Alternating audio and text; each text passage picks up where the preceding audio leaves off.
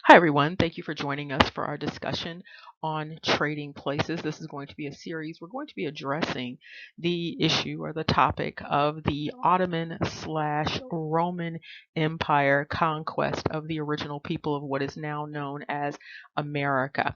This is going to be our first portion, and for this, we're going to be doing a brief reading of some excerpts. This reading is coming from the Yale Macmillan Center, and it is entitled How the Specter of Islam Fueled European Colonization in the Americas. Now, there's not going to be an analysis of this. You are going to be called to task to come up with your own conclusions and the implications. We're going to start our excerpt reading at the top, and it indicates, and when Columbus arrived in the Americas, fresh from the battle which marked Spain's final defeat of the Muslim kingdom of Granada, he saw, or more accurately imagined, Muslims everywhere.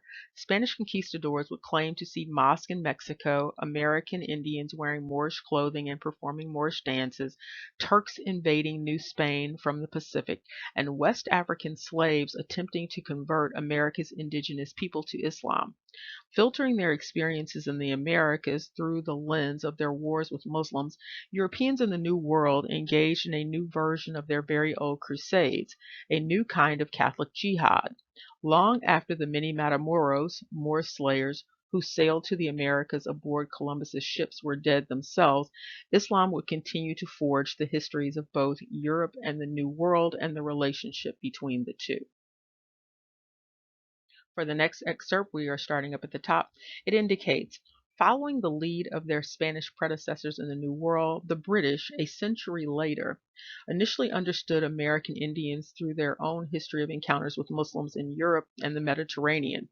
Before it ever set sail across the Atlantic, that quintessential symbol of British arrival in North America, the Mayflower, had begun its seafaring life trading with Muslims in the Mediterranean. And before he crossed the Atlantic, John Smith, the founder of Jamestown in 1607, spent several swashbuckling years helping to beat back the Ottomans in Hungary and what is now Romania. The Ottomans captured him in 1602 and held him enslaved for 2 years before he managed to escape.